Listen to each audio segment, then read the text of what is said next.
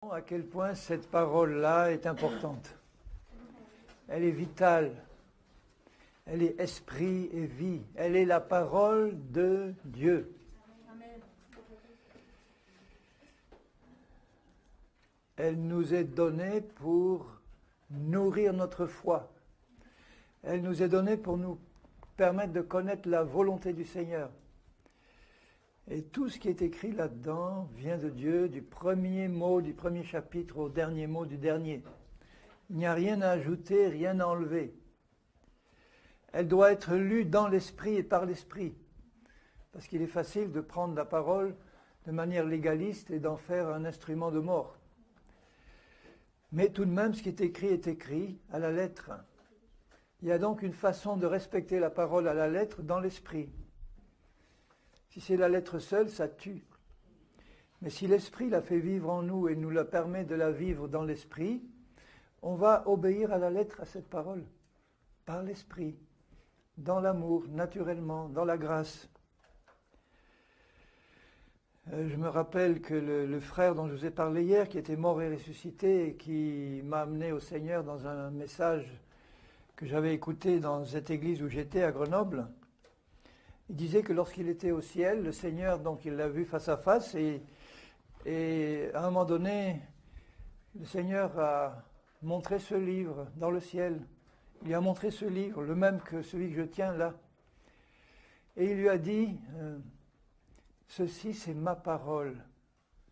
N'ajoute rien, ne retranche rien à ma parole. Chaque fois que tu ajoutes ou que tu retranches, tu enlèves quelque chose à ma puissance. N'ajoute rien, ne retranche rien. Et va dire aux hommes que je veux les sauver et les guérir. C'est ce qu'il lui a dit, mais en fait, c'est ce qu'il nous dit dans sa parole. Il veut nous sauver et nous guérir. Nous établir dans sa justice et faire de nous des instruments de sa justice dans ce monde. Il a bien prié au Père, en Jean 17, je ne te prie pas de les ôter du monde, mais de les préserver du mal. Il y a un temps qui vient où le Seigneur va nous enlever du monde. Parce que tout de suite après vont commencer les jugements de l'Apocalypse et de la colère de Dieu, mais l'épouse n'est pas destinée à la colère de Dieu. Je te préserverai de la tentation qui doit venir sur le monde entier pour l'éprouver. Donc, dans cette attente, continuons à persévérer dans l'enseignement des apôtres, la communion fraternelle, la fraction du pain et les prières. J'ai commencé à vous dire hier que l'enseignement, toute la Bible est la parole de Dieu. Il ne s'agit pas de dire maintenant ce qu'il nous faut, c'est juste l'enseignement des apôtres. C'est toute la parole est pour nous, propre à enseigner, à instruire, à corriger, etc.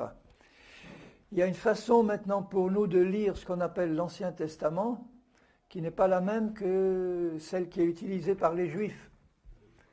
Maintenant, nous lisons l'Ancien Testament avec les lunettes du Nouveau. On sait que tout l'Ancien Testament était destiné à annoncer, à préparer le Nouveau. Et donc, on le lit en essayant de voir par l'Esprit, dans l'Ancien Testament, tout ce que Dieu est, tout ce qu'il est, sa manière d'agir. Mais il y a des choses dans l'Ancien Testament qui ne sont plus pour nous, bien que ce soit dans la parole de Dieu, parce que Dieu nous a fait passer à une autre dispensation. Et donc ce que nous retirons, c'est la révélation de ce que Dieu nous explique de sa nature, de sa manière d'agir dans la Bible entière. Mais la nourriture que les apôtres ont commencé à donner à l'Église du Nouveau Testament, c'était nouveau. Ça a constitué ce qu'on appelle le Nouveau Testament. Et ça a été établi peu à peu au cours des années, des dizaines d'années. Et ils ont persévéré dans cet enseignement des apôtres qui a commencé par les 4 évangiles. Les premiers apôtres ont commencé à raconter la vie de Jésus et ses paroles. Jésus avait dit, je vous enverrai l'Esprit, il avait été envoyé, il vous rappellera tout ce que je vous ai dit. Et il a rappelé aux apôtres tout ce que Jésus avait dit et fait pendant ces 3 ans et demi. Ils l'ont mis par écrit. C'était les premiers enseignements des apôtres. Rappeler ce que Jésus, rappeler ce que eux, en tant que témoins oculaires, avaient entendu et vu. les récits de la vie de Jésus. Donc même les évangiles, nous devons faire attention à la manière dont nous le lisons, puisqu'il y a une bonne partie des évangiles qui concernent les rapports de Jésus avec les Juifs. Et quand il dit par exemple aux Juifs ou aux pharisiens, vous payez la dîme de l'ânette, du cumin, etc., vous faites bien. Et il ne faut pas transposer ça pour nous, Église de Jésus-Christ, ça ne s'applique pas à nous. Vous voyez, il faut bien voir donc le contexte des gens auxquels s'adresse le Seigneur. Et dans les évangiles, il y a aussi des passages où il s'adresse spécifiquement à ses disciples. Quand dans Jean 14, 15, 16, 17, il parle à ses disciples et il prie son Père, on voit que ce langage-là est particulier aux disciples. Ce n'est pas la même chose qu'il dit aux Juifs. Il y a un passage où il dit à ses disciples, il expliquait tout en privé. Mais il n'expliquait pas ça en public aux Juifs ou aux païens.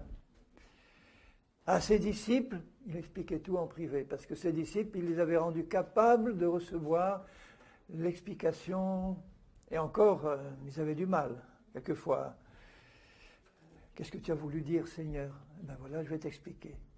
La parabole, je vais vous expliquer son sens.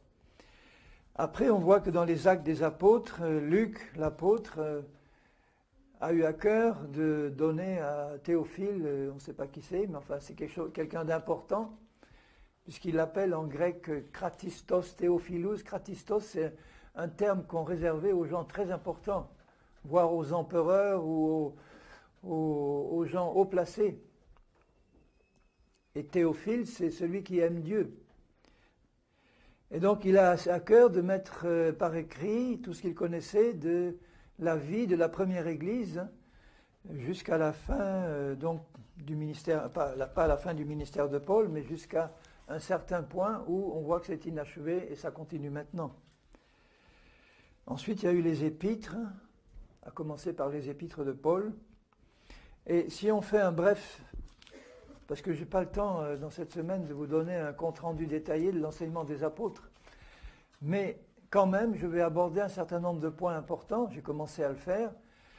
En gros, l'enseignement des apôtres concerne tous les aspects pratiques de la vie de l'Église et de la révélation que Dieu fait à travers les apôtres de la personne, de l'œuvre et du ministère de Christ.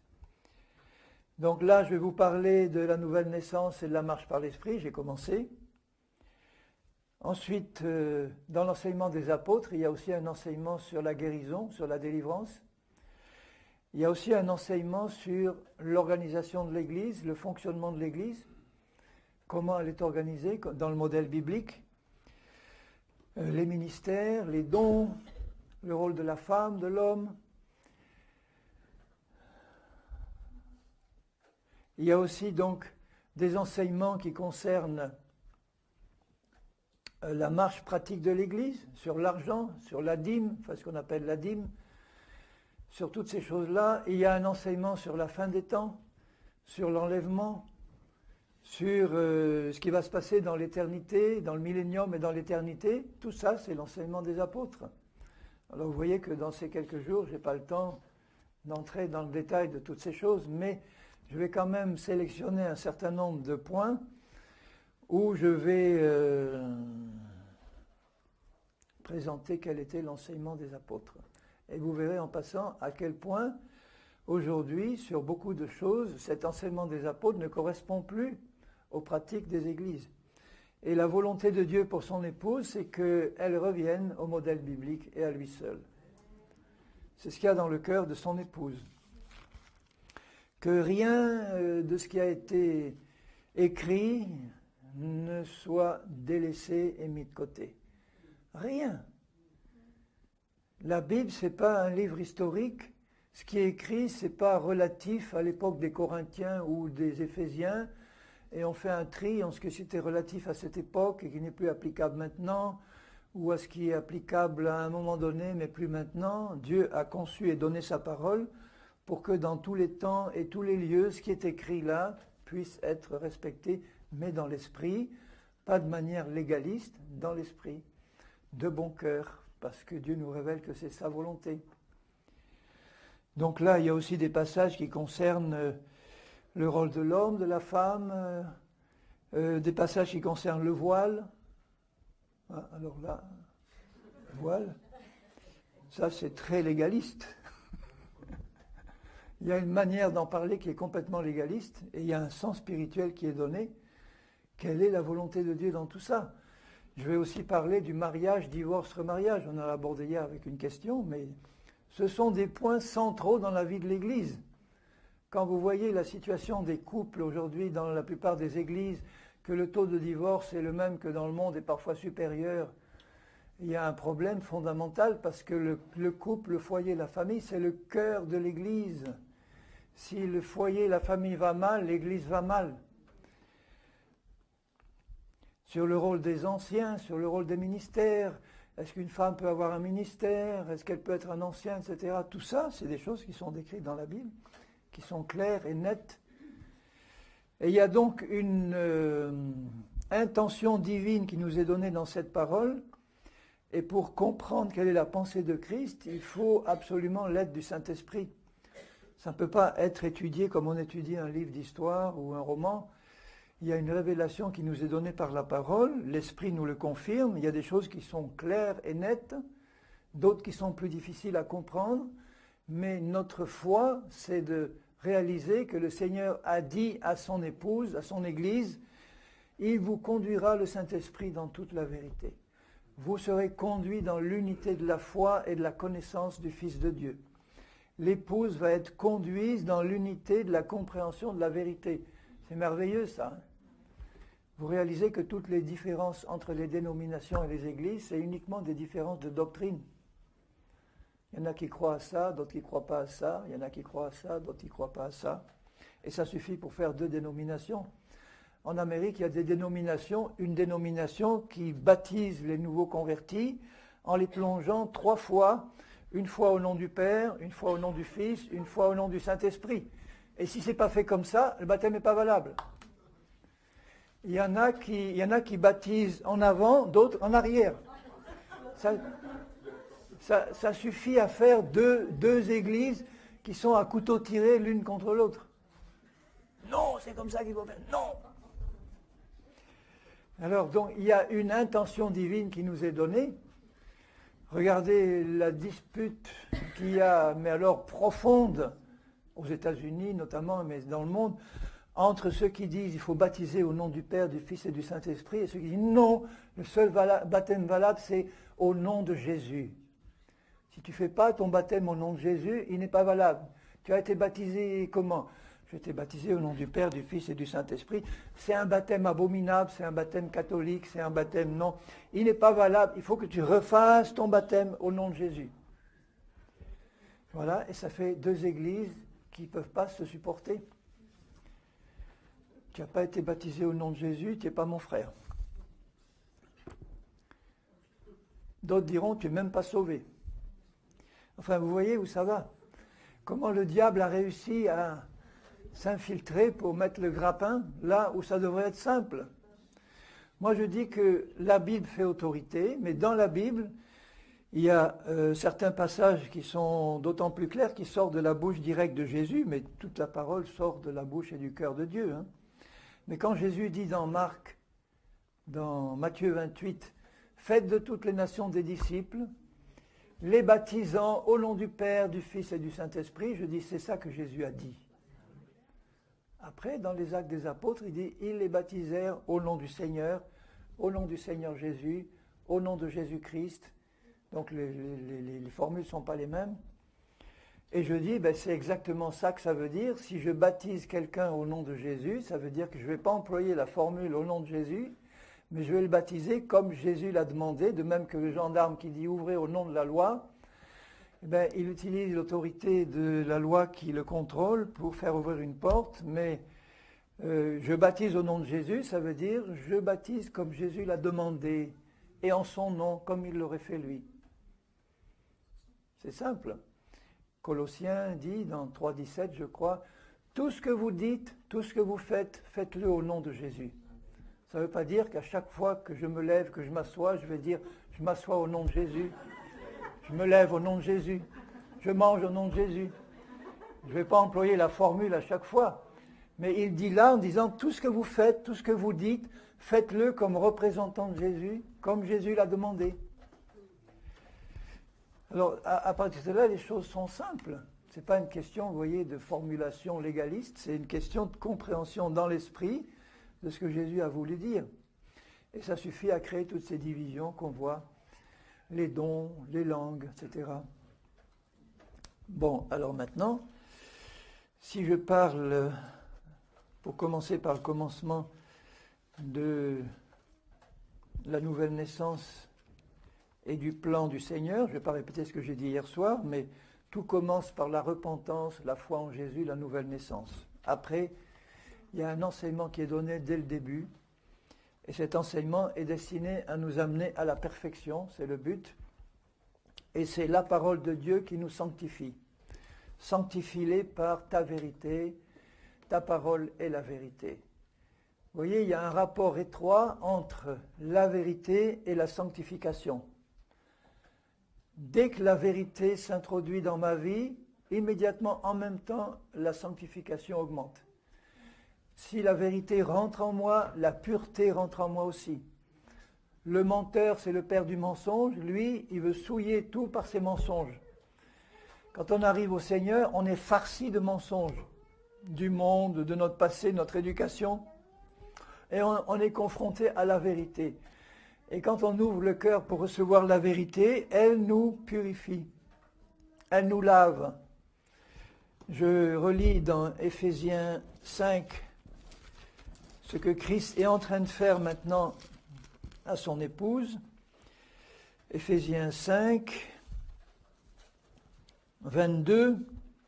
Femmes, soyez soumises à vos maris comme au Seigneur. Vous voyez la manière dont on peut interpréter ça de manière légaliste. La soumission, c'est du 100% à toute occasion. L'obéissance, c'est seulement en fonction de la parole de Dieu. Une femme soumise dira à son mari, non chérie, c'est pas écrit. Elle reste soumise, mais elle n'obéit pas à quelque chose qui est contraire à la parole de Dieu. Tandis que l'épouse de Christ, elle peut être à la fois parfaitement soumise et parfaitement obéissante parce qu'elle sait que tout ce que son divin époux lui demande, c'est juste. Il ne va jamais lui demander quelque chose qui est contraire à la volonté de Dieu, évidemment. Car le mari est la tête ou le chef de la femme, comme Christ est le chef de l'Église, et on sait ce qu'il a fait, ce chef-là, pour son épouse, qui est son corps et dont il est le sauveur. Or, de même que l'Église est soumise à Christ, les femmes aussi doivent l'être à leur mari en toutes choses. Soumises, mais pas obéissantes. Sauf si c'est la volonté de Dieu. Hein, vous comprenez. Maintenant, Marie, aimez vos femmes comme Christ a aimé l'Église. C'est ce qu'il est en train de faire là. Dieu a tant aimé le monde, mais en plus, Christ a tant aimé son Église qu'il s'est livré lui-même pour elle. Il s'est livré pour le monde entier. Mais il aurait aimé que le monde entier fasse partie de son épouse. Et le monde entier ne fera pas partie parce qu'il y en a qui ne le savent pas, d'où la nécessité d'évangéliser. Et il y en a qui ne le croient pas, ils ne peuvent pas profiter de ce qu'il leur est annoncé parce qu'ils n'ont pas cru. Dans la pensée de Dieu, il voudrait que tous soient sauvés, mais il voudrait que tous soient membres de l'épouse de Christ. C'est ça qu'il cherche. Il n'est pas bon que l'homme soit seul, sauf s'il a le don du célibat, mais il n'est pas bon que Christ soit seul. Et il lui a été préparé par son Père une magnifique épouse. Et il s'est livré lui-même pour elle afin de la sanctifier, après l'avoir, vous voyez, purifiée par l'eau et la parole. L'eau, c'est l'eau de l'esprit. Ce n'est pas seulement l'eau du baptême. Hein. L'eau du baptême toute seule ne purifie pas. Mais l'eau de l'esprit, ou vous pouvez ajouter du baptême si vous voulez, parce que c'est un acte d'obéissance et d'engagement d'une bonne conscience, et l'eau de la parole, ou la parole, afin de faire paraître devant lui cette Église glorieuse, sans tache, ni ride, ni rien de semblable, mais sainte et irréprochable. Voilà le but, mais il nous montre aussi le moyen là.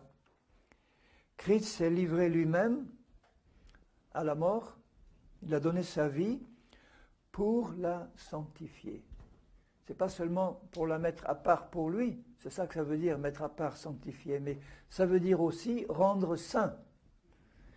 Les prostituées des temples païens à Corinthe ou ailleurs, C'était des prostituées qui étaient sanctifiées, c'est le même mot grec, qui étaient sanctifiées pour leur Dieu, mises à part pour leur Dieu.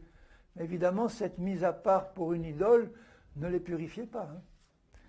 Tandis que si nous sommes mis à part pour celui qui est saint, eh bien cette mise à part va faire qu'il va nous rendre saints à tous égards comme lui.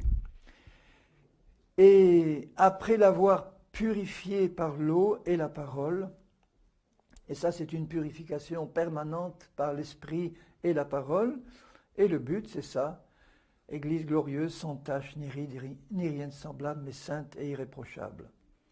C'est ainsi que les maris doivent aimer leurs femmes comme leur propre corps. Et il ajoute un peu plus bas, au verset 32, « Ce mystère est grand, je dis cela par rapport à Christ et à l'Église. » Alors vous comprenez pourquoi le couple et la famille sont si importants aux yeux de Dieu, parce que le couple représente la relation qui existe entre Christ et son épouse. Et que si les couples vont mal, l'Église va mal. Et la représentation de la relation entre Christ et son épouse va mal aussi. Quel témoignage on peut donner au monde quand on voit la situation de beaucoup de couples chrétiens dans l'Église? Quel témoignage on peut donner de la réalité de la relation entre Christ et son épouse? Quand Jésus, dans Jean 17, dit ceci à son Père, au verset 17, Jean 17, 17, « Sanctifie-les par ta vérité, ta parole est la vérité. » Alors ça doit mettre dans notre cœur le désir ardent de sonder cette parole avec l'aide du Saint-Esprit pour connaître la pensée de Dieu qui est vérité, parce qu'on veut la mettre en pratique, mais dans l'esprit, pas obéir de manière légaliste, mais obéir par amour pour notre Dieu, parce qu'on a connu la vérité et on veut la mettre en pratique, sinon ça ne sert à rien de la connaître si on ne la met pas en pratique. Sanctifie-les par ta vérité.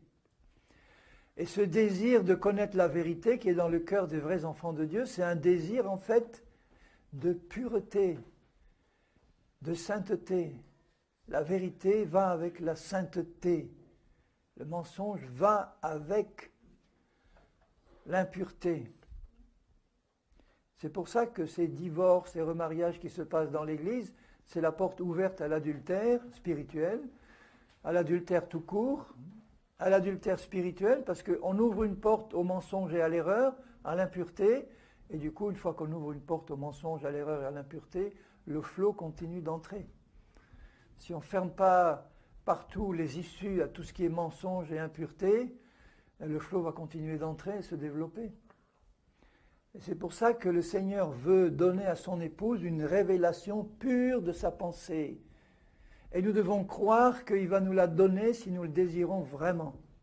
Seigneur, révèle-moi ta vérité sur tous les sujets de ma vie pratique chrétienne, qui sont là, détaillés dans ta parole. Tous, Seigneur. Je veux connaître la vérité. Tu veux la connaître vraiment, tu vas la connaître. Ça va sans doute te coûter. Ça va te coûter d'abandonner tous les mensonges qui peuvent rester dans ton cœur. Mais gloire à Dieu, parce que vous connaîtrez la vérité vous affranchira de l'emprise de Satan, du menteur.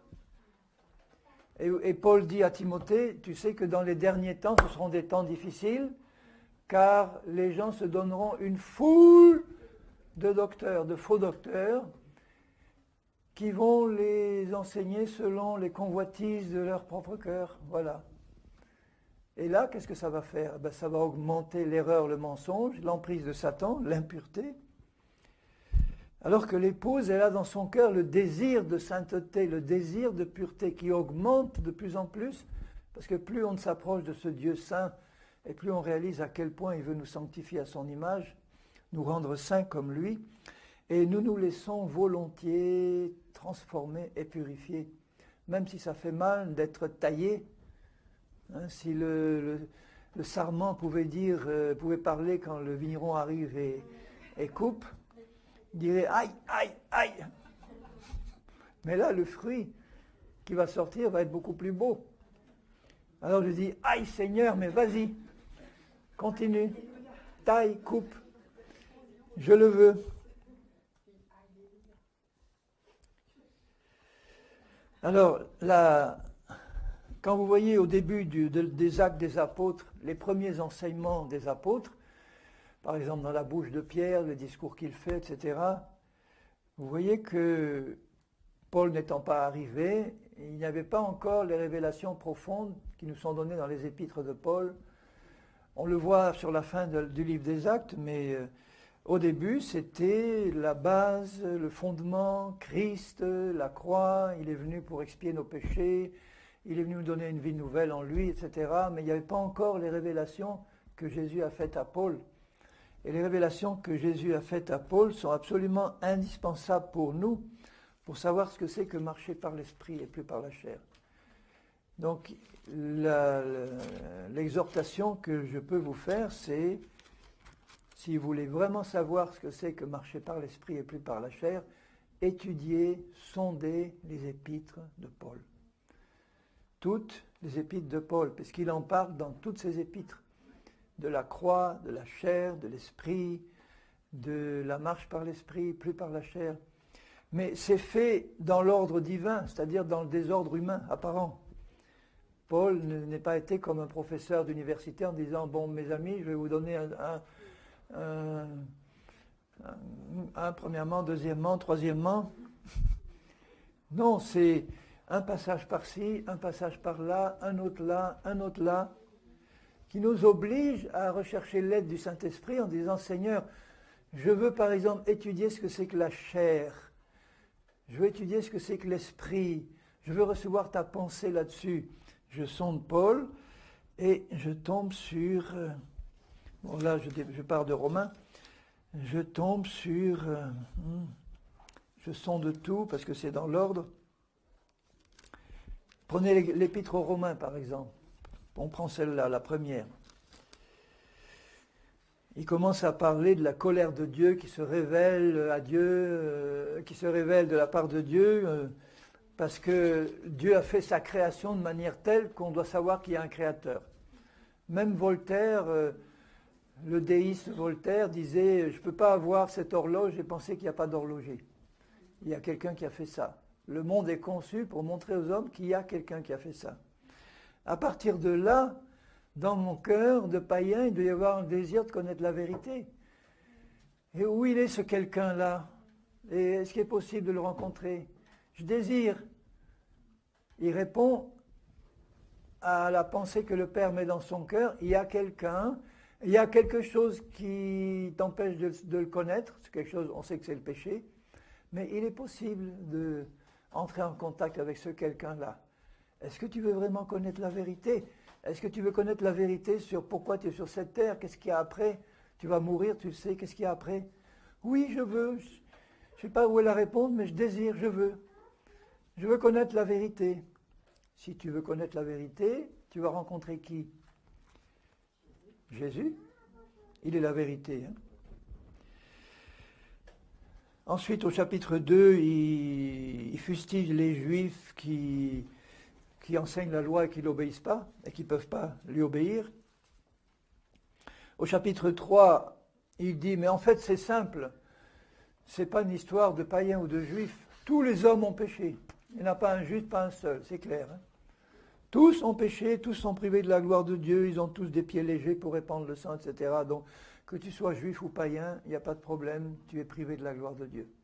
Les juifs sont un peu plus près parce qu'ils ont eu des révélations plus directes, ils connaissent le vrai Dieu, mais ils ne le connaissent pas au sens où on appelle connaître, nous, la vérité de l'intérieur, parce qu'on l'a reçue et on a été transformé par elle. Ils sont le peuple de Dieu qui devait manifester le Messie, qui devait recevoir la révélation du vrai Dieu, mais quand même, ils étaient prêts, mais ils n'étaient pas dedans. Puisque c'est en Christ que le voile est levé. Ensuite, il parle d'Abraham. Voilà. Alors, Abraham, c'est le premier homme païen qui vraiment, non seulement a reçu une révélation du Dieu vivant, mais a cru. C'était un païen, un idolâtre. Et il nous est dit dans Romains 4, « Que dirons-nous donc d'Abraham, qu'Abraham, notre père, a obtenu selon la chair ?» C'est-à-dire en tant qu'homme vivant sur cette terre. Si Abraham a été justifié par les œuvres, par ses propres œuvres, il a sujet de se glorifier. C'est Dieu, tu vois ce que j'ai fait, tu vois mes accomplissements, tu vois que quand même, avec tout ce que j'ai fait, je mérite quand même une bonne place. Non, ça, c'est inutile, mais non devant Dieu. Il peut se glorifier devant les hommes, mais devant Dieu, ça ne marche pas. Car que dit l'Écriture ? Abraham crut à Dieu, et cela lui fut imputé à justice. Ça veut dire il a été déclaré juste parce qu'il a cru. Ça ressemble à ce que nous on vit. Il a cru au vrai Dieu qui s'était manifesté à lui. Il ne croyait pas à une idole. Il a été déclaré juste parce qu'il a cru à ce que Dieu lui avait dit. Et nous on dit, nous sommes déclarés justes parce que nous croyons en ce que Jésus nous dit. Et Abraham a vu Jésus. Un peu plus bas, il dit au verset 11, « Il reçut le signe de la circoncision comme sceau de la justice qu'il avait obtenu par la foi quand il était incirconcis. » Nous dirons, nous avons été baptisés comme sceau, disons marque de la justice que nous avons reçue quand nous avons cru. Parce qu'en croyant, nous sommes passés de la mort à la vie. Et ce baptême représente la circoncision du cœur que nous avons reçue quand nous avons reçu une nouvelle vie en Christ, qui nous a fait mourir à notre vie ancienne et ressusciter à une vie nouvelle, où maintenant nous sommes libérés de l'esclavage de la chair, du péché, de Satan et des démons. Alors c'est beau ça, et c'est là que le baptême est le signe, le sceau de la circoncision de cœur qu'on a reçu par la foi en Christ, afin d'être le père de tous les incirconcis qui croient, c'est-à-dire nous, si nous ne sommes pas juifs d'origine, pour que la justice leur soit aussi imputée. Il parle à nous là. La justice nous est imputée, c'est-à-dire est mise sur notre compte, sur nous, quand nous croyons à la révélation de la parole. C'est la même chose qui est arrivée à Abraham. Et qu'il soit aussi, au verset 12, le père des circoncis, qui ne sont pas seulement circoncis, mais qui marchent sur les traces de la foi de notre père Abraham quand il était incirconcis. Et au verset 16, c'est pourquoi les héritiers, c'est qui les héritiers ? C'est nous. Ils sont héritiers par la foi. Tout cet enseignement des apôtres était destiné à montrer quel était l'héritage que Dieu avait en réserve pour tous ceux qui croient. Et tous ceux qui croient non seulement comme Abraham qui a cru au vrai Dieu qui s'est manifesté à lui, mais à nous qui croyons non seulement au vrai Dieu, mais au Fils qu'il a envoyé et qui est mort et ressuscité pour nous. En raison de la foi qu'il a eue, Dieu a conclu avec Abraham une alliance immuable, inviolable. Et si vous regardez dans la Genèse, par exemple, je ne vais pas y aller, mais je vais vous le dire, dans les chapitres 12, 13, 15, 17 et 22 de la Genèse, il est fait plusieurs fois mention de cette alliance que Dieu a conclue avec Abraham. Et dans cette alliance, il y en a un qui a compté, c'est pas moi, il y a 60 promesses précises, claires et nettes, qui sont incluses dans cette alliance que Dieu fait avec Abraham. 60.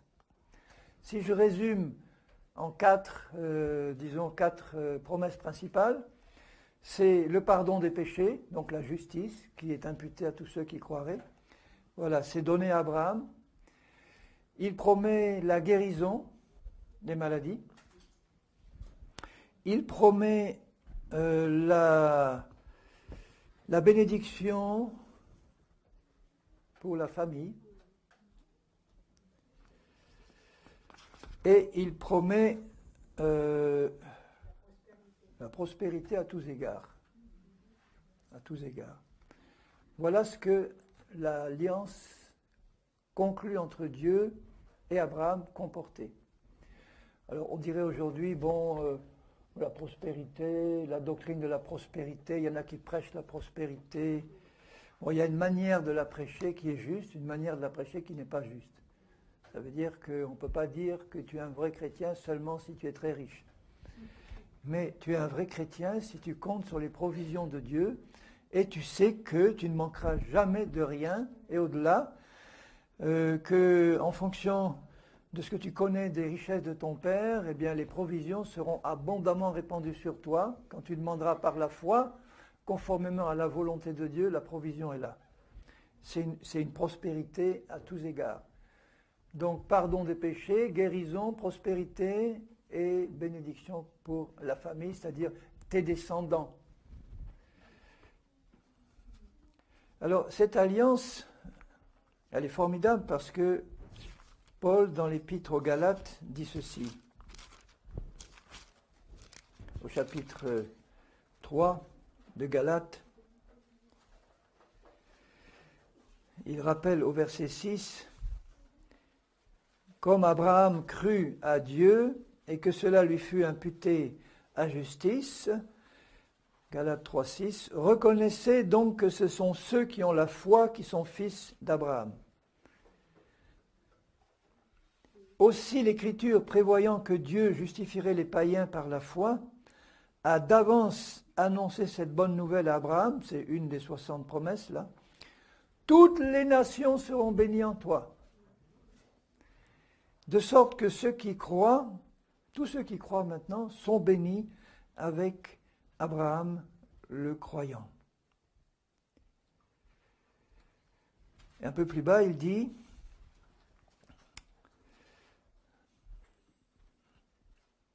verset 13, « Christ nous a rachetés de la malédiction de la loi, étant devenu malédiction pour nous, car il est écrit, maudit est quiconque est pendu au bois, afin que la bénédiction d'Abraham, qui était inclus dans l'alliance, ait pour les païens son accomplissement en Christ. » C'est-à-dire qu'il s'agissait non seulement de la descendance physique d'Abraham, les Juifs, mais le monde entier, toutes les nations qui croient, deviennent fils et filles d'Abraham, donc héritiers par la foi, héritiers de la même alliance conclue entre Dieu et Abraham et sa descendance. Et il dit, eut pour les païens son accomplissement en Jésus-Christ, et que nous recevions par la foi l'Esprit qui avait été promis.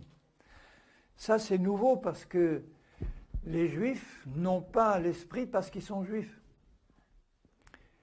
Ils ont l'Esprit quand ils se tournent vers le Messie et qu'ils le reçoivent. Regardez ce qu'il dit au verset 16, Galates 3, 16. Les promesses incluses dans cette alliance-là ont été faites à Abraham et à sa postérité. La postérité, les descendants. Il n'est pas dit « et aux postérités » au pluriel, comme s'il s'agissait de plusieurs, mais en tant qu'il s'agit d'une seule. Et sa postérité, c'est Christ.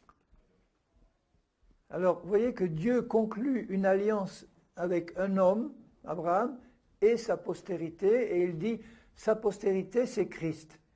Donc Dieu le Père a conclu en fait une alliance entre lui-même et son Fils. Et là, c'est inviolable. C'est pas possible. À travers Abraham, c'est la descendance d'Abraham qui était concernée par cette alliance, Christ. Et voici ce que j'entends, une disposition que Dieu a confirmée antérieurement ne peut pas être annulée. Et sa promesse rendue vaine par la loi survenue 430 ans plus tard. Il dit au verset 19, alors pourquoi la loi est venue là ? Souvent on dit la loi c'est venu pour manifester le péché, qu'il était impossible d'obéir et que donc il fallait faire comprendre aux Juifs qu'ils devaient passer à autre chose. Oui, mais pas que ça. Il dit là, la loi, au verset 19, la loi a été donnée à cause des transgressions. Le peuple de Dieu a commencé, les Hébreux ont commencé à désobéir.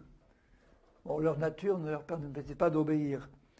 Et donc, en attendant que la grâce vienne, il fallait que la loi vienne comme un tuteur, là, comme quelque chose qui leur montrait des barrières à ne pas franchir, uniquement pour qu'ils puissent continuer à bénéficier de l'alliance en attendant la grâce.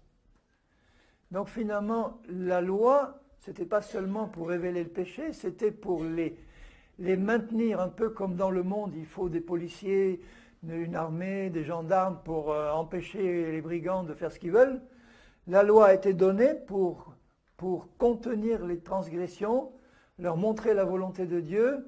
Et dans la loi, il y avait tout un système de sacrifice qui faisait que si le juif péchait, il avait recours au sacrifice pour lui permettre, ayant confessé son péché et accompli les sacrifices, lui permettre de continuer à bénéficier de l'alliance d'Abraham. Vous voyez que la loi, ce n'était pas seulement quelque chose d'entièrement négatif, c'était pour préserver le peuple des transgressions en attendant mieux, et pour lui permettre, s'il transgressait, de faire ce qu'il fallait pour que, ayant fait les sacrifices, qui préfiguraient ceux de Christ, il puisse continuer à bénéficier de l'alliance, de pardon, de guérison, de prospérité et de bénédiction.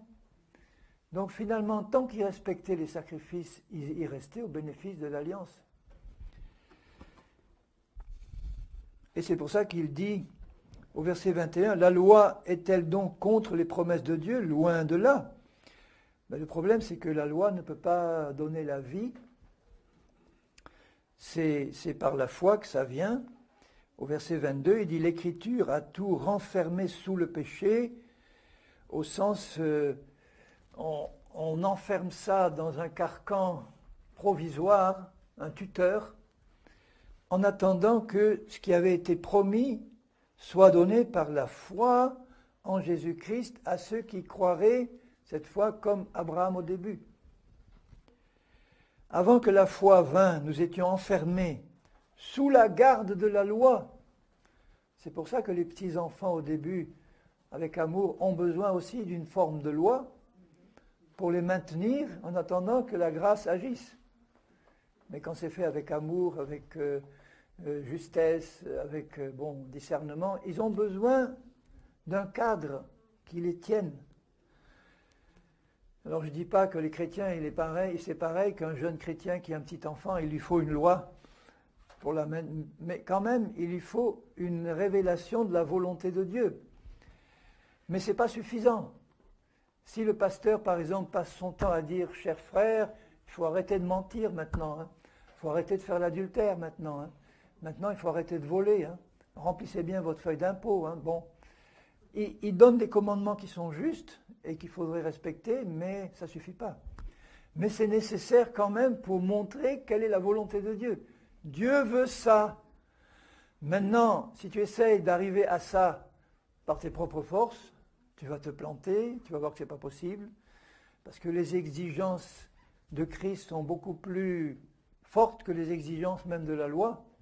La loi disait aime tes amis et tu peux haïr tes ennemis. Bon, ça, c'est pas trop difficile. Et la loi de Christ dit fais du bien à tes ennemis, fais du bien à ceux qui te persécutent, fais du bien, pas reste passif, mais fais du bien à ceux qui te persécutent. Bénis-les, ne maudis pas. Ah oui, mais ça c'est plus dur, Seigneur. Donc ça veut dire que si tu me le demandes, c'est que tu m'as rendu capable dans la nouvelle alliance. Parce que là, maintenant, par la foi, j'ai reçu un nouvel esprit. Je suis une nouvelle créature qui peut faire maintenant, par la foi, tout ce que Christ nous révèle dans sa parole et qui correspond aux exigences les plus dures pour la chair. Quand elle entend ça, elle dit non, là, j'explose, c'est pas possible. Eh oui, tu peux exploser, tant mieux pour toi. Mais Dieu m'a rendu capable d'obéir à toute sa parole. Et ça me réjouit. Avant, quand je lisais les commandements du sermon sur la montagne, je disais « Oh là là, Seigneur, soyez parfait comme votre Père est parfait. Tu me demandes d'être parfait comme Dieu. Ok, Seigneur, compte sur moi. Je vais y arriver. » Et là, c'est le meilleur moyen de se casser le nez. Mais après, quand tu comprends que si Dieu te dit « sois parfait comme ton Père est parfait », le Père, le Fils et l'Esprit se sont réunis en disant « bon, on va faire quelque chose de génial, on va les rendre parfaits et on va leur montrer comment marcher dans cette perfection. » Là, ils vont parfaitement obéir à notre volonté. Si Dieu te rend parfait, tu réponds au commandement qui te dit « sois parfait comme ton Père Céleste ». Il te crée parfait à l'intérieur. Et après, il te montre comment progresser dans la marche, dans cette perfection. Moi, je trouve ça génial. Tout par la foi et par la grâce. C'est génial. Et il dit au verset 24, « La loi a été comme un pédagogue pour nous conduire à Christ, afin que nous soyons justifiés par la foi. Et la foi étant venue, nous ne sommes plus sous ce pédagogue. » Ça veut dire qu'on n'a plus besoin de loi pour nous encadrer. On va faire naturellement ce que demande la loi, mais naturellement parce qu'on a reçu la nature de Dieu qui a donné la loi. C'est formidable. Imaginez un peuple entier en France qui obéit naturellement à la loi, qui respecte naturellement le code de la route sans effort. Tout naturellement parce qu'on est capable de le faire sans problème. On n'a pas à se forcer. Et vous tous, verset 27, qui avez été plongés en Christ, baptisés en Christ, imagine, nous sommes plongés en Christ. Christ est tout autour de nous. Et il est en nous. Nous, on est au milieu de Christ et de Christ. Il est en nous, il est autour de nous. On ne peut pas être mieux gardé et mieux protégé. Amen. Vous avez été plongés en Christ, vous avez revêtu Christ. Il n'y a plus ni juif, ni grec. Il n'y a plus ni esclave, ni libre, ni homme, ni femme. Bon, il y a toujours des hommes et des femmes, mais il veut dire, là, maintenant, ce qui compte, c'est ce que vous êtes vraiment en Christ. Il y a des hommes et des femmes, mais en Christ, vous avez la même nature, la même vie. Vous êtes tous un en Jésus-Christ. Et si vous êtes à Christ, vous êtes donc la postérité d'Abraham, héritier selon la promesse. Donc, on a, nous chrétiens, le bénéfice de l'alliance que Dieu avait conclue avec Abraham, pardon des péchés, guérison des maladies, bénédiction pour la famille, prospérité, et en plus, tout ce que la nouvelle alliance inclut.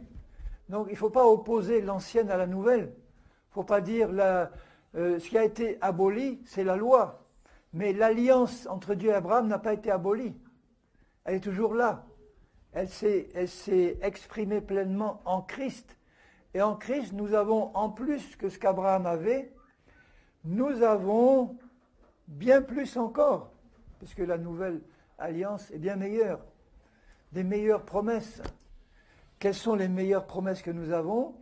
La promesse maintenant que nous pouvons marcher sur cette terre en tant que nouvelles créatures que nous sommes. Nous sommes nés de nouveau et nous pouvons marcher. Nous pouvons marcher comme des nouvelles créatures parce que nous avons maintenant la révélation pleine et complète de Christ et de son œuvre que Abraham n'avait pas complètement. Il avait une révélation partielle.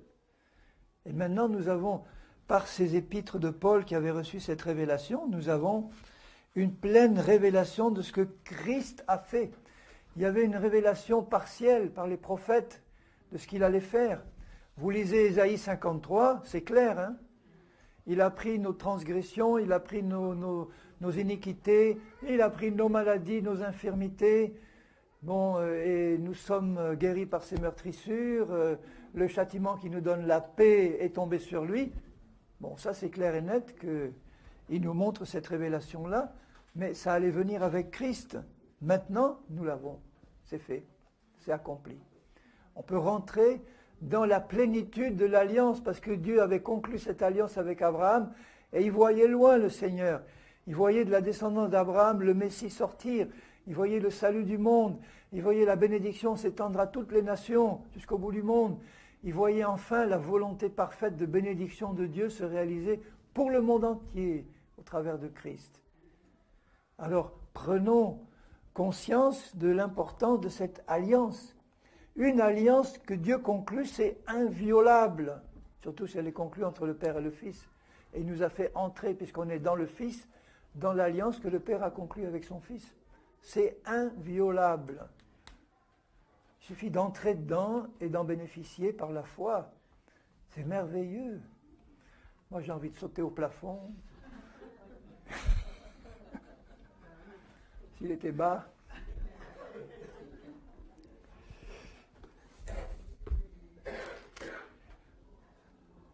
Alors, si vous revenez à Paul,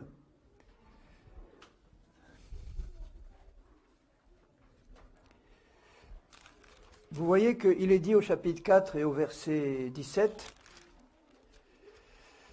Dieu avait dit à Abraham, « Je t'ai établi père d'un grand nombre de nations », alors qu'il n'avait pas de fils et sa femme était stérile. Vous voyez comment Dieu parle. Il parle au passé alors qu'il n'y a rien encore. Je t'ai fait père d'un grand nombre de nations. Oui, j'ai 75 ans, jusqu'à 99 ans.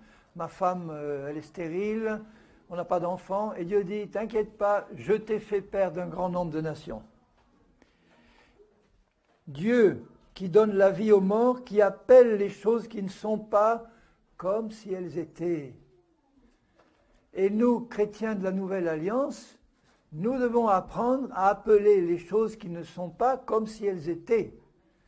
Ça veut dire que cette alliance-là, qui comprend toutes ces bénédictions, c'est acquis, c'est fait, Jésus a tout accompli, son sang a été versé, il a confirmé l'alliance, tout est à nous par Christ, c'est fait. Alors si je regarde dans ma vie et autour de moi, l'état de ma vie et l'état de l'Église autour, je me pose la question, quelle est la part des bénédictions incluses dans cette alliance que je vois réaliser? Alors je suis honnête, j'ai dit, Seigneur, il y a encore des choses à recevoir. Mais je ne vais pas douter par incrédulité. Regardez la suite, au verset 19, « Sans faiblir dans la foi, il ne considéra pas que son corps était déjà usé. » Il a juste fait une petite gaffe avec Agar, poussé par sa femme. Mais il est bien dit parce qu'il voulait quand même avoir le fils qu'il était, mais pas par le bon moyen. Il ne considéra pas que son corps était déjà usé, puisqu'il avait près de 100 ans, que Sarah n'était plus en état d'avoir des enfants. Elle en avait 90. Il ne douta pas par incrédulité au sujet de la promesse de Dieu. Mais il fut fortifié par la foi. Ça veut dire qu'il donnait gloire à Dieu et il avait la pleine conviction que ce que Dieu avait promis, il avait la puissance, il peut l'accomplir, c'est pas, il peut peut-être, mais il a la puissance de l'accomplir, à condition que tu restes dans la foi, que tu as un Dieu fidèle à sa parole, qu'il veille sur sa parole pour l'accomplir, qu'il attache une importance, mais alors on ne peut pas imaginer l'importance extraordinaire que Dieu attache à sa parole. Sa parole, c'est lui. Il veille sur sa parole parce que c'est une question d'honneur divin pour lui. Il a parlé, il a dit, il fera ce qu'il a dit.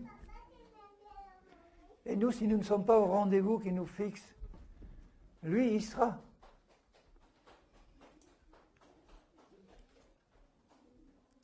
Et c'est pourquoi cela lui fut imputé à justice.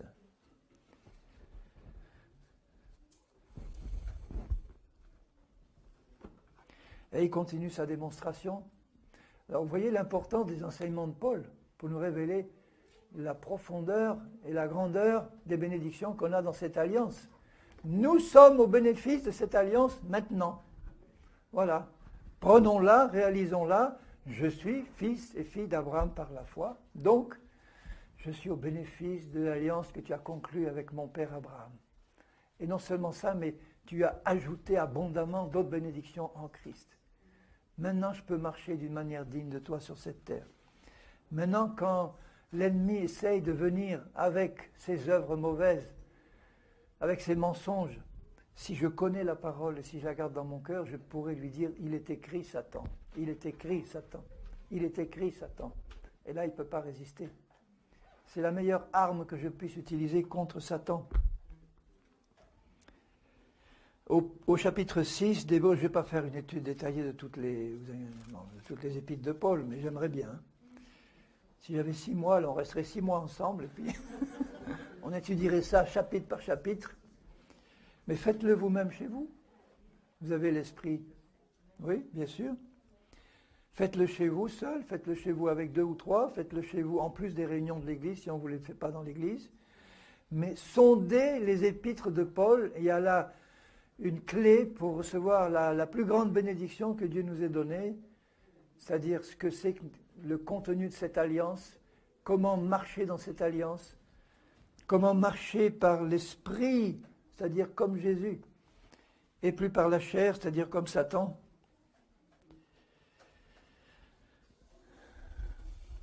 À la fin du chapitre 5, il dit,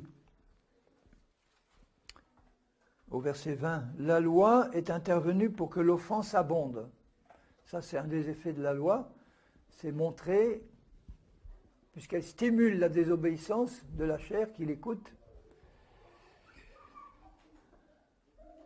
Mais là où le péché a abondé, la grâce en Christ a surabondé, afin que, comme le péché a régné par la mort, ainsi la grâce règne par la justice. La justice, c'est la sainteté de Dieu. La justice, c'est la vérité.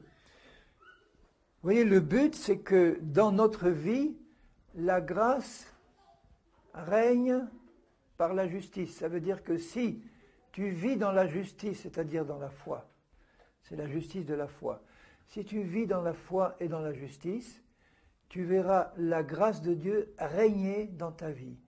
Et comme la grâce est venue par Jésus, ça veut dire que toutes les promesses de Jésus, toutes ses paroles, tout ce qu'il a accompli, va pouvoir régner dans ta vie quand toi, tu marches dans la justice de Dieu qui t'est donnée par la foi en Christ, pour la vie éternelle par Jésus-Christ notre Seigneur. Que la grâce règne sur ma vie, ça veut dire que Seigneur, tout ce qu'il y a dans ta grâce que je ne mérite pas, tout ce que dans ton cœur de Père tu as voulu me donner par amour pour moi, et bien maintenant ça va régner dans ma vie. Ça va régner sur les œuvres de Satan, ça va régner sur la maladie, ça va régner sur les démons, ça va régner sur la chair. C'est la grâce qui va régner, ce n'est pas l'ennemi. Il a assez régné comme ça sur nous. Et au chapitre 6, il entre dans le cœur de la révélation, c'est-à-dire le cœur de Christ, c'est la croix.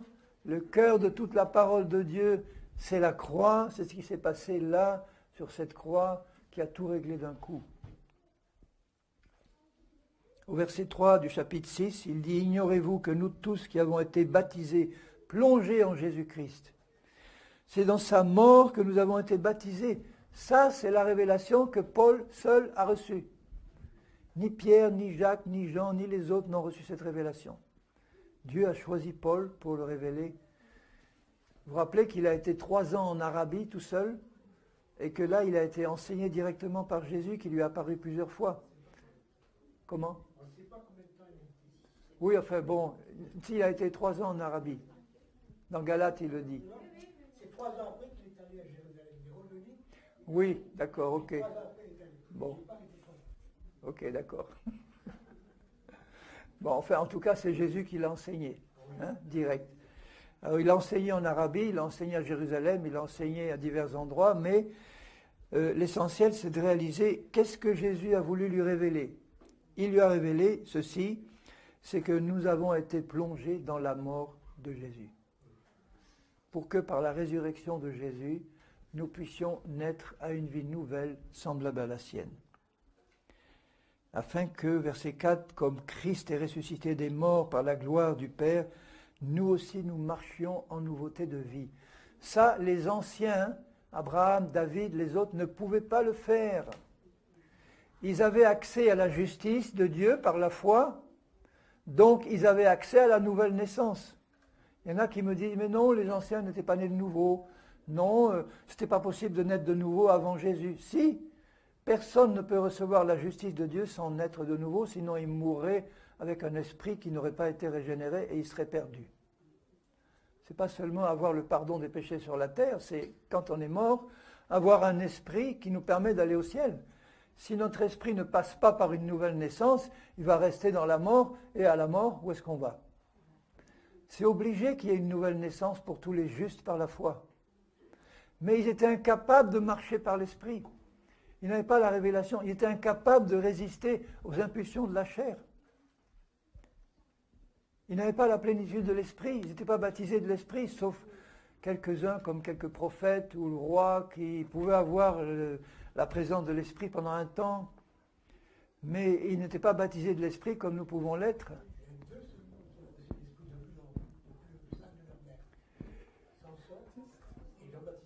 Voilà. Mais nous, on peut le recevoir entier, tout entier, en permanence. Donc c'était quelque chose de rare, de spécial. Mais ils avaient accès à la nouvelle naissance, ils avaient accès à la guérison, ils avaient accès au pardon des péchés, ils avaient accès à la guérison de leur maladie, je suis l'Éternel qui te guérit. Ils avaient accès à la prospérité, ils avaient accès à la bénédiction pour leurs enfants, si les enfants continuaient à marcher droit. Mais ils n'avaient pas accès à la révélation de la mort et de la résurrection en Christ. Ils n'avaient pas accès à la marche par l'Esprit. Et quand vous voyez comment les plus grands, comme Abraham, David, ont pu agir par moments, on aurait vu ça chez un chrétien, on aurait dit, lui, il n'est même pas né de nouveau. Comment? Il est allé prendre la femme de son général, il l'a fait tuer, il lui a fait un enfant et il vit tranquillement, là, sans se repentir pendant un bon moment, puisque quand le prophète Nathan lui est envoyé, le petit enfant était déjà au moins de plusieurs mois, et David, il ne se préoccupait pas de ce qu'il avait fait. Il a fallu que le prophète lui mette l'accent sur son péché. Tu as fait tuer le mari de cette femme, tu lui as fait un enfant, et puis maintenant tu vis tranquille. Alors il se repent, vous lisez le psaume 51, vous voyez la repentance profonde, mais ce n'était pas quelque chose qui l'avait pendant un bon temps tourmenté. Et il ne pouvait pas marcher par l'esprit. Personne ne pouvait marcher par l'esprit. Peut-être quelques prophètes, mais là maintenant nous avons accès, nous tous, à la victoire complète sur tout ce qui est de Satan, démons, péchés, monde, chair, par la compréhension que, par la mort de Christ, nous sommes morts à ces choses-là. Quelqu'un qui est mort, il n'a plus de contact avec la terre, il est passé dans un autre monde. Donc il laisse derrière lui tous ses problèmes terrestres, et il va dans un autre monde. S'il est avec le Seigneur, tant mieux, mais il n'a plus de contact avec ce monde. Par notre mort en Christ et notre résurrection, on n'a plus de contact là dans l'esprit avec le monde de Satan. On est passé à l'intérieur de Christ, dans le royaume de Dieu. Et vous voyez comment le chrétien qui comprend cette vérité, qui la médite au sens Seigneur, tu vas bien me montrer ce que c'est, je suis mort en Christ. Ah oui, je suis mort de mort, de mort. Tu le dis, Seigneur. Même si la chair est là à me dire, mais non, tu n'es pas mort. Non, Dieu le dit, je le crois, je suis ressuscité à une vie nouvelle.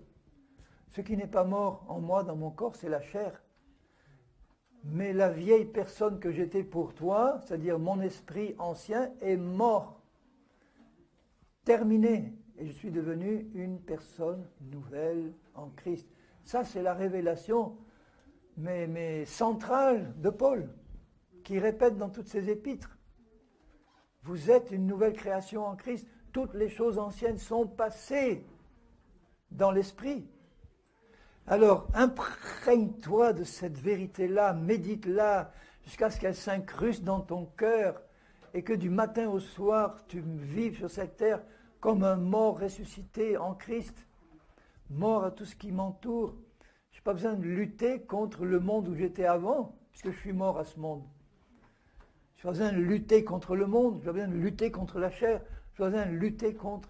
On a lutté contre Satan et ses dominations, mais d'une manière, on verra comment, dans le combat spirituel. Il faudra que j'en parle aussi dans les enseignements des apôtres.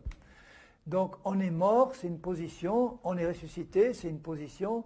Aide-moi, Seigneur, à ne jamais oublier cette vérité, que je la garde au fond de mon cœur, parce que c'est le fondement de ma vie chrétienne et de la marche par l'Esprit. Je suis mort à ma vie passée, et là, je peux comprendre maintenant ce que Jésus disait à ses disciples. Si vous voulez être mes disciples, Il faut renoncer à vous-même, vous charger chaque jour de votre croix et me suivre.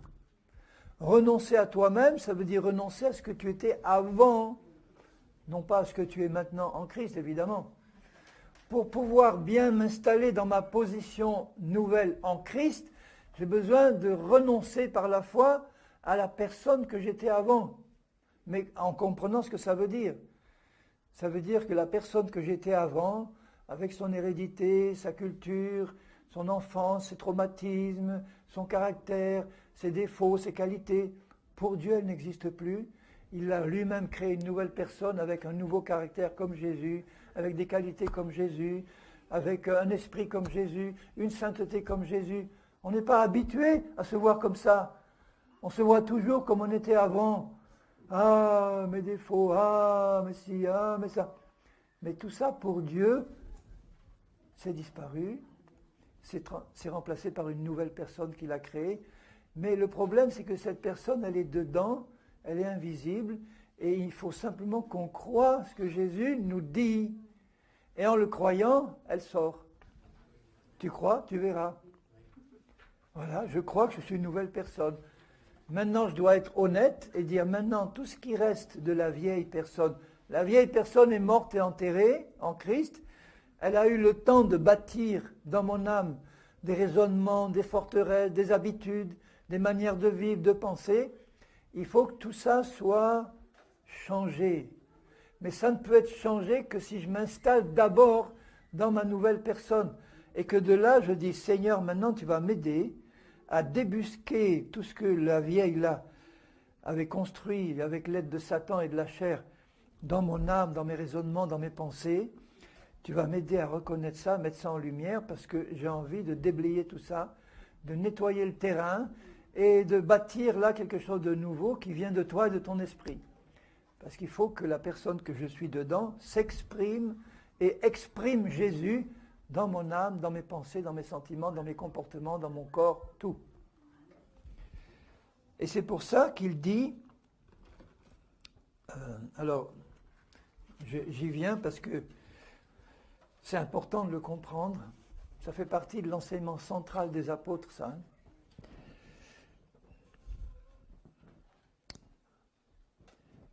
Toujours dans Romains 6, verset 6.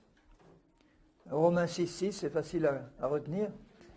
Sachant que, je dois savoir que notre vieil homme, c'est-à-dire la personne que j'étais avant, centrée sur mon esprit qui était le cœur de ce qui était ma vieille personne, le vieil homme, c'est mon esprit non régénéré.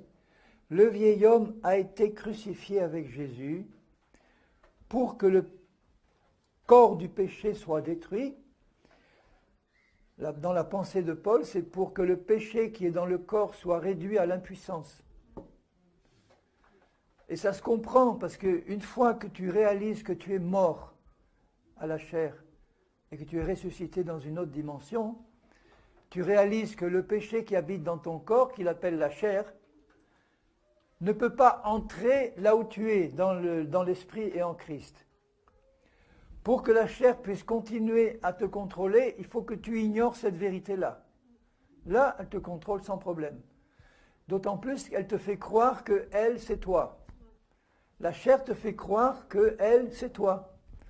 Dans les nouvelles versions de la Bible, on a remplacé systématiquement le mot chair par votre nature propre. Mais c'est une hérésie complète. On conditionne les chrétiens à croire que la chair, c'est leur nature propre. Donc il n'a rien compris, le traducteur. Si tu m'entends, j'espère que tu m'entendras un jour. Tu n'as rien compris à Paul. La chair, c'est une loi de péché qui habite dans mes membres, qui est directement reliée à Satan. Il manipule les boutons de son clavier, la chair en moi m'envoie une pensée, un sentiment. Et elle me fait croire, Satan me fait croire, tu vois comme tu es un mauvais chrétien, tu es capable d'avoir encore des pensées comme ça. Maintenant que je connais la vérité, je dis oui, je sais que tu habites dans le même corps que moi, que tu as des pensées contraires aux miennes, contraires à celles de l'esprit, des sentiments contraires. Donc tu peux maintenant m'envoyer tout ce que tu veux, je n'en tiens aucun compte. C'est merveilleux. Je n'ai même pas à lutter contre toi, je te regarde, je te méprise. Tout ce que j'ai, c'est discerner ce qui vient de la chair. C'est l'esprit qui me donne de discerner. Il y a une pensée de convoitise qui arrive. Si je suis dans l'esprit, et si je sais que j'ai reçu un esprit nouveau qui n'est pas convoiteux, parce que l'esprit de Jésus n'est pas convoiteux, je sais que cette pensée de convoitise vient d'un étranger à ma vraie nature qui habite dans mon corps. Elle ne va pas se priver de m'envoyer ce qui vient d'elle. Alors elle fait venir à ma conscience, dans mon âme, une pensée de convoitise. Et si je ne connais pas la vérité, alors je vais essayer de commencer à lutter, à dire « Seigneur, viens à mon aide, tu vois comme je suis, j'ai des pensées de convoitise encore, il faut que tu me changes, je suis mauvais. » Et puis le diable va rajouter « Oui, tu es très mauvais. » Il se peut même que tu ne sois même pas né de nouveau. Après, il dira « Tu n'es pas né de nouveau. »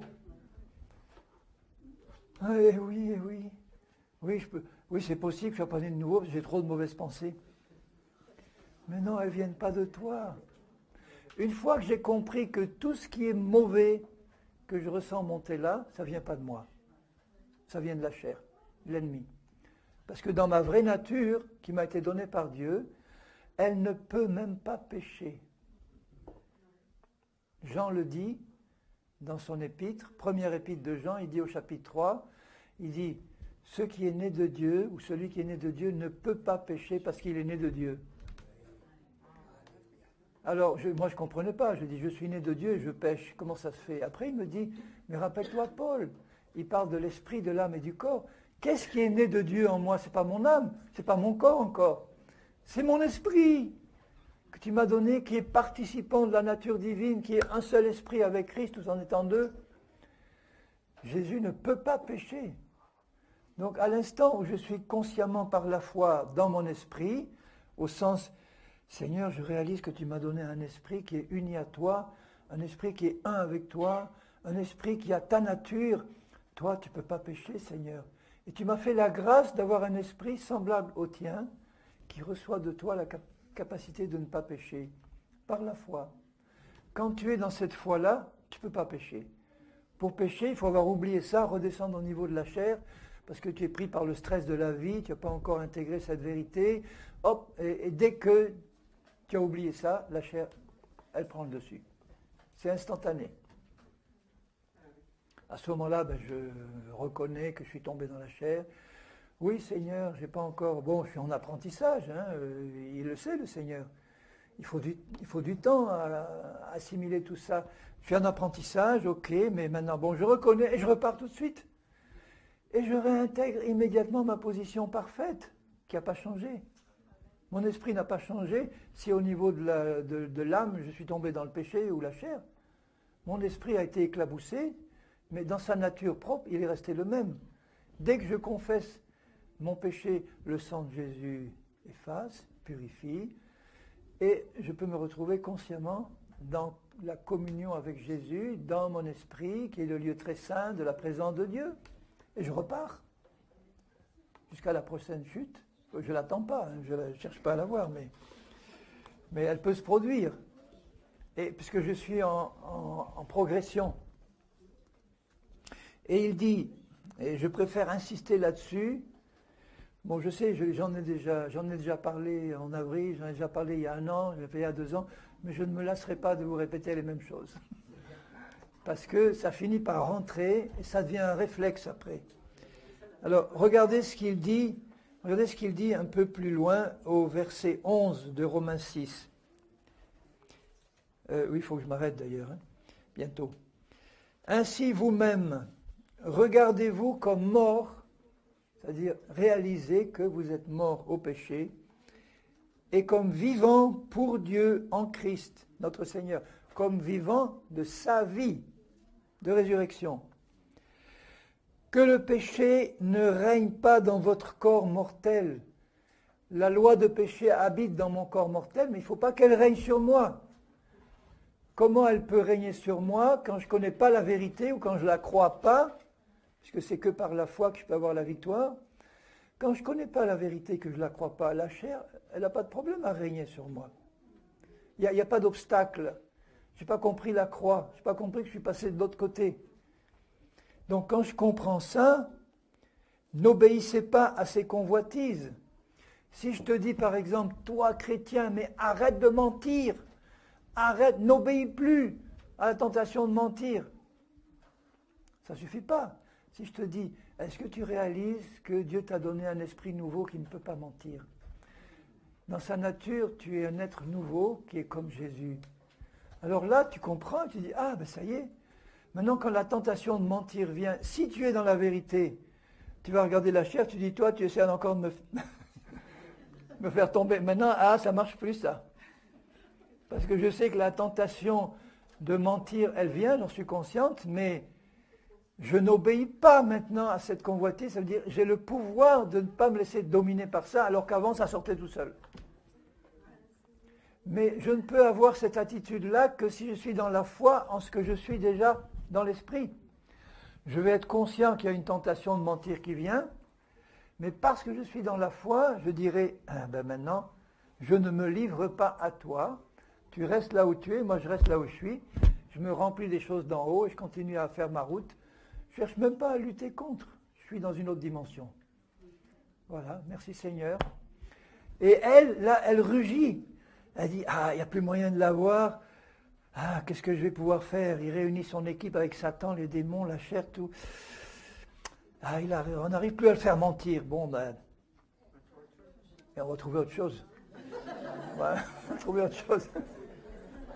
Et ils vont trouver autre chose. Alors ça veut dire que maintenant, s'ils arrivent à me faire quelque chose qui, par exemple, une manière d'adorer qui est charnelle, eh ben voilà, je réalise que maintenant la chair adore adorer Dieu. La chair adore prier. La chair adore louer. Vous saviez ça? Bon, ben alors, elle va me faire louer Dieu d'une manière charnelle. Des hindous qui adorent leur Dieu, ils le font par quoi? Par l'esprit ou par la chair? Et pourtant, ils louent leur Dieu. Et ils prient leur Dieu. Ils ne sont pas inspirés par le Saint-Esprit, hein? Donc la chair est capable de louer, d'adorer, de bénir, de chanter, de danser devant leurs idoles. Et donc elle peut le faire avec un chrétien aussi. Hein. Mais les vrais adorateurs, c'est en esprit. Ça veut dire que tu peux danser et chanter, inspiré par l'esprit, ok, pas de problème. Maintenant, si je chauffe la salle en disant maintenant vous allez danser, maintenant, allez danser maintenant, allez. Alors bien sûr, tout le monde va danser, mais ce n'est pas forcément dans l'esprit.